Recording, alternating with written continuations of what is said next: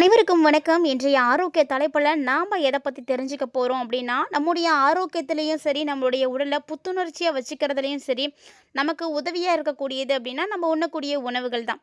நம்ம சாப்பிடக்கூடிய உணவுகள் எத்தகைய பங்கு எடுத்துக்குது அப்படின்றத பற்றி நம்ம எல்லாருக்கும் தெரியும். ஸோ படிப்பு, வேலை, நேரம் இது எல்லாத்தின் காரணமாக நம்முடைய உணவு வகைகள் பார்த்திங்கன்னா இப்போ மாறுபட்டுட்டே இருக்குது. நேரத்துக்கு சாப்பிட முடியாமல், அதற்கான கால அட்டவணைகள் கூட செய்துக்க முடியாமல், உடலுடைய நலத்துக்கு பெரும் பாதிப்பை ஏற்படுத்தக்கூடிய வகையில் இப்போ இருந்துட்டு இருக்கோம். அதனால் நம்ம உண்ணக்கூடிய உணவில் நம்ம விழிப்புணர்வோடு இருக்கணும். அப்படி இருந்தோம் அப்படின்னா மட்டும்தான் நமக்கு நிறைய விஷயங்கள் நல்லபடியாக சாதிக்க முடியும். பொதுவாக நம்ம ஒரு நாளில் நம்ம எப்படி இருக்கிறோம், அன்றைய தினம் நமக்கு எப்படி போக போகுது அப்படின்றது பலருக்கும் பார்த்திங்கன்னா அன்றைய தினத்தில் அவங்க சாப்பிடக்கூடிய காலை உணவை பொறுத்தே அமையுது அப்படின்னு சொல்லலாம். ஸோ காலையில் நம்ம சாப்பிடக்கூடிய உணவு ஆரோக்கியமானதாக இருக்கணும், சரியான உணவாக இருக்கணும். இது போன்ற உணவுகளை எடுத்துக்கும் பொழுது தான் நமக்கு நல்ல ஒரு பலனானது கிடைக்கும். அதாவது நம்ம பொதுவாக காலை நேரத்தில் சாப்பிட்றோம் அப்படின்னா, காலையில் வெறும் வயிறு இருக்கும். அதாவது வயிறு காலியாக இருக்கும். அப்படின்றதுனால நம்ம என்ன சாப்பிட்டாலும் அது நேரடியாக நம்ம வயிற்றினுடைய உள் அடுக்க தான் போய் பாதிக்கும். அதனால் வயிற்றில் எரிச்சல் உணர்வு, வயிற்று வலி, நெஞ்செரிச்சல், அஜீரணம் இது மாதிரியான பிரச்சனைகள் எல்லாம் ஏற்படும். ஸோ வெறும் வயிற்றில் நம்ம சாப்பிடக்கூடாது அப்படின்னு ஒரு சில உணவுப் பொருட்கள்லாம் இருக்குது. அதையெல்லாம் கட்டாயமாக நம்ம தவிர்த்துக்கணும். சொல்லப்போனால் அதெல்லாம் தெரிஞ்சு வச்சுருக்கணும். கண்டிப்பாக இந்த வீடியோ பதிவு உங்களுக்கு ரொம்ப ரொம்ப யூஸ்ஃபுல்லாக இருக்கும்னு நினைக்கிறேன். ஸோ இங்கே ஸ்கிப் பண்ணிடாமல் தொடர்ந்து பாருங்கள். நீங்கள் வெறும் வயிற்றில் இந்த உணவுகளை சாப்பிடக்கூடியவங்களாக இருக்கீங்க அப்படின்னா இனி அதை தவற செய்யாதீங்க, தவிர்த்துக்கோங்க. காலை உணவு அப்படிங்கிறது நம்முடைய உடலுக்கு ஆரோக்கியம் தரக்கூடிய உணவாக இருக்கணும். அதனால் காரமான உணவுகளை தவிர்த்துக்கோங்க. இந்திய உணவு வகைகளில் தவிர்க்க முடியாத ஒன்றாக இருக்கக்கூடியது அப்படின்னா காரமான மசாலா தாங்க. ஸோ இந்த மாதிரி மசாலா நிறைந்த உணவுகளை நம்ம வெறும் வயிற்றில் நிச்சயம் சாப்பிடவே கூடாது. அப்படி ஒரு வேளை நீங்கள் சாப்பிட்டீங்க அப்படின்னா ஏற்கனவே செரிமான சிக்கல்களானது ஏற்பட்டுடும். ஸோ இதெல்லாம் இன்னும் மோசமாக ஆரம்பிக்கும். வெறும் வயிற்றில் இருக்கும் பொழுது மிளகா, பூண்டு, இஞ்சி இது போன்ற காரமான உணவுகளை நிச்சயம் நீங்கள் சாப்பிடக்கூடாதுங்க.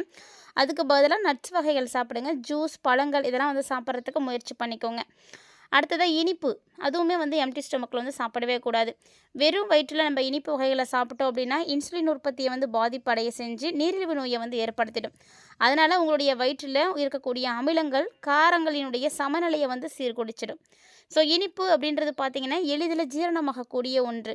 இருந்தாலுமே கூட போதுமான அளவு இன்சுலின் சுரக்காதனால கண் சம்பந்தமான நோய்கள் ஏற்பட்டுடும்.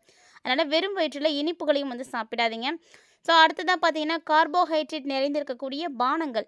நம்மளை பலரும் பார்த்திங்கன்னா எந்த காலத்திலும் சரி, எந்த நேரத்திலும் சரி குளிர்பானங்களை குடிக்கணும் அப்படின்னு ஆசைப்படுவோம். அதில் வெறும் வயிற்றில் நீங்கள் குளிர்பானங்களை குடிக்கக்கூடியவங்களாக இருக்கீங்க அப்படின்னா கண்டிப்பாக நோட் பண்ணிக்கோங்க. அது ரொம்ப ரொம்ப ஆபத்தான ஒரு விஷயம். இதனால் வயிற்றில் அமிலத்தினுடைய அளவு அதிகரிக்கும். அதனால் வயிறு வீங்கிடும், வயிற்றில் ஏதாவது பிரச்சனைகளானது ஏற்படும். வெறும் வயிற்றில் நீண்ட காலமாக குளிர்பானம் குடிக்கக்கூடியவர்களாக இருக்கீங்க அப்படின்னா உங்களுக்கு நிச்சயமாக உணவு குழாய் புற்றுநோயானது ஏற்படுறதுக்கான வாய்ப்புகள் நிறைய இருக்குது. அதனால் இனியாவது அந்த தவறுகளை செய்யாதீங்க. அதே போல் செரிமான பிரச்சனை, இதய நோய்கள் இதெல்லாம் ஏற்படுறதுக்கு நிறைய வாய்ப்புகள் இருக்குது. ஸோ வெறும் வயிற்றில் குளிர்பானங்களை குடிக்காதீங்க. அதாவது பாட்டிலில் அடைச்சி வச்சுருப்பாங்க இல்லையா, அந்த மாதிரியான குளிர்பானங்களை நீங்கள் வீட்டில் ஃப்ரெஷ்ஷாக ஜூஸ் போட்டு தாராளமாக சாப்பிடலாம், தப்பு கிடையாது. அடுத்ததாக பார்த்தீங்கன்னா வெறும் வயிற்றில் நீங்கள் சோடா குடிக்கிறது இல்லைன்னா ரசாயனம் கலந்த குளிர்பானங்களை எடுத்துக்கிறது அதுவுமே ரொம்ப ரொம்ப தவறான ஒன்று. அது வயிற்றில் ரத்த ஓட்டத்தை குறைச்சிடும். இதனால் உணவு செரிமானம் ஆகிறதுக்கு நேரம் ஆகும். அது மட்டும் இல்லாமல் நிறைய சளி உண்டாகிறதுக்கான வாய்ப்புகளும் இருக்குது. ஸோ ஐஸ் கட்டிகள் நிறைந்த கோல்டு காஃபி, ஐஸ் டீ இது மாதிரி இதெல்லாம் குடிக்காதீங்க. இதெல்லாம் தவிர்த்துட்டு க்ரீன் டீ குடிங்க, கொத்தமல்லி சாயா குடிக்கலாம். ஸோ இந்த மாதிரி ஆரோக்கியமான உணவுகளை நீங்கள் எடுத்துக்கிறதுக்கு முயற்சி பண்ணுங்கள். அடுத்ததாக பார்த்தீங்கன்னா வெறும் வயிற்றில் சாப்பிடக்கூடாத பழங்கள் அப்படின்னா சிட்ரஸ் பழங்களை சாப்பிடக்கூடாது. ஏன்னா விட்டமின் சி அதில் அதிகமாக இருக்கும். விட்டமின் சி அதில் அதிக அளவு இருந்தாலுமே கூட வெறும் வயிற்றில் நீங்கள் சிட்ரஸ் பழங்களை சாப்பிட்டீங்க அப்படின்னா கண்டிப்பாக அது உங்களுக்கு பிரச்சனையை கொடுக்கும். ஏன்னா அந்த பழத்தில் ஏற்கனவே பார்த்தீங்கன்னா அமிலங்கள் இருக்குது. அந்த அமிலங்கள் அமிலத்தன்மையை ஏற்கனவே இறப்பையில் இருக்கக்கூடிய சுழற்சியும் அதிகமாக்கி கொடுத்துடும். ஸோ குறிப்பாக நீரிழிவு நோயாளிகள் சிட்ரஸ் பழங்களை வெறும் வயிற்றில் சாப்பிட்றத கண்டிப்பாக தவிர்த்துக்கணும். சிட்ரஸ் பழங்கள் அப்படின்னா பார்த்தீங்கன்னா ஆரஞ்சு, எலுமிச்சை, திராட்சை இது மாதிரியான சிட்ரஸ் பழங்கள் இதில் தான் அதிக அளவு அமிலத்தன்மை இருக்கும். அதனால் நீங்கள் வெறும் வயிற்றில் சாப்பிடும் பொழுது உங்களுக்கு நெஞ்சு எரிச்சல் ஏற்படும். இல்லைன்னா பார்த்தீங்கன்னா இறப்பை சார்ந்த பிரச்சனைகள்லாம் ஏற்படும். ஸோ இந்த மாதிரியான விஷயங்கள் இல்லைனா எரிச்சல் வருது இதெல்லாம் நடக்கும் வாய்ப்புகள் இருக்குது. அதே மாதிரி டயட் விஷயத்தில் ரொம்ப ரொம்ப கவனமாக இருக்கணும். ஏன்னா டயட் விஷயத்தில் இருக்கக்கூடியவங்களாம் காலையில் வெறும் வயிற்றில் பச்சை காய்களை சாப்பிடுவாங்க. சாலட் செய்து சாப்பிட்றது வழக்கம்.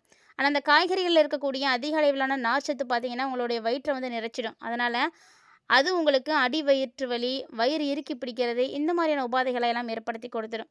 ஸோ நிச்சயமாக வெறும் வயிற்றில காஃபியோ டீயோ நீங்கள் குடிக்கவே கூடாது. காலையில் எழுந்த உடனே ஒரு டம்ளர் ஃபுல்லாவது நீங்கள் தண்ணீர் வந்து குடிச்சிடுங்க. தண்ணீர் குடிச்சிட்டு ஒரு 10-15 நிமிடங்கள் கழித்து நீங்கள் டீ காஃபி கூட எடுத்துக்கோங்க. அதுதான் உங்களுக்கு நல்லது. ஏன்னா காலையில் வெறும் வயித்துல நீங்கள் டீயோ காஃபியோ சாப்பிட்றீங்க அப்படின்னா அந்த நாள் பார்த்தீங்கன்னா உங்களுக்கு ரொம்ப பிரச்சனையை கொடுக்கும். ஒரு சிலர்லாம் பார்த்தீங்கன்னா இது வழக்கமாகவே வச்சுருக்கிறது உண்டு. இதில் இருக்கக்கூடிய அந்த காஃபினுடைய நைட்ரோரிக் அமிலத்தினுடைய அளவு பார்த்தீங்கன்னா அதிகமாக சுரக்க வைக்கும். அதனால் இதை நீங்கள் சாப்பிடும் பொழுது உங்களுக்கு நெஞ்சு எரிச்சல் வந்து ஏற்படும், இல்லைன்னா அஜீரணம் ஏற்படணும், வாய்வு தொல்லை வரும், வயிறு உபாதைகள் ஏற்படும், குமட்டல் ஏற்படும், இரைப்பையினுடைய அலர்ஜி இது மாதிரி நிறைய பாதிப்புகளை ஏற்படுத்தும். ஸோ கண்டிப்பாக யாரெல்லாம் வெறும் வயிற்றில் நீங்கள் டீ காஃபி குடிக்கக்கூடியவங்களா இருக்கீங்களோ கண்டிப்பாக அதை வந்து முதல்ல அவாய்ட் பண்ணிக்கோங்க. காஃபி குடிக்கிறதுக்கு முன்னாடி காலையில் எழுந்த உடனே வெறும் வயிற்றில் நீங்கள் தண்ணீர் குடிங்க. அதுதான் உங்களுக்கு ரொம்ப நல்லது. தண்ணீர் குடிக்கலாம், இல்லைன்னா நீராகாரம்னு சொல்லக்கூடிய பழைய சாதத்தில் வரக்கூடிய கஞ்சி அதை வந்து நம்ம குடிக்கலாம்.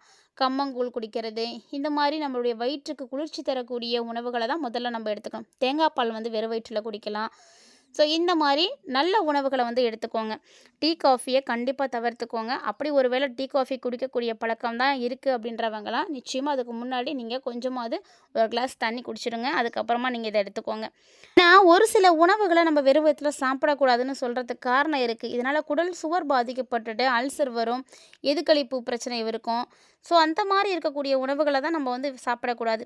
ஆரோக்கியமான உணவுகளை சாப்பிட வேண்டியது எவ்வளவு அவசியமோ அதே அளவுக்கு சரியான உணவுகளை சாப்பிட்றதும் சரியான நேரத்தில் சாப்பிட்றதும் ரொம்ப ரொம்ப அவசியமானது. ஒரு சிலர் பார்த்தீங்கன்னா காலையில் வெறும் வயித்துல சாப்பிடக்கூடாத உணவுகளை சாப்பிட்ருவாங்க, இல்லைன்னா காலையில் சாப்பிடக்கூடிய பழக்கமே ஒரு சிலருக்கு இருக்காது. ஸோ இது எல்லாமே உங்களுக்கு ஆபத்தானது தான். எப்போதுமே நம்ம காலை உணவுகளை மட்டும் தவிர்க்கவே கூடாது. ஏன்னா நைட்டு ஃபுல்லாகவே நம்மளுடைய உடல் வந்து இருக்கக்கூடிய உணவுகளை செரித்து ரொம்ப எம்டியாக தான் இருக்கும். அப்போது காலையில் எழுந்த உடனே நீங்கள் வெறும் வயிறாக இருக்கும், அப்படியே நீங்கள் விடவே கூடாது. அது கண்டிப்பாக உங்களுக்கு நிறைய பிரச்சனைகளை ஏற்படுத்திடும். யாராக இருந்தாலும் சரி, உங்கள் வீட்டில் குழந்தைங்க கூட காலையில் பிரேக்ஃபாஸ்ட் சாப்பிடாமல் இருக்காங்க அப்படின்னா அவங்கள சாப்பிட வச்சு பழக்குங்க.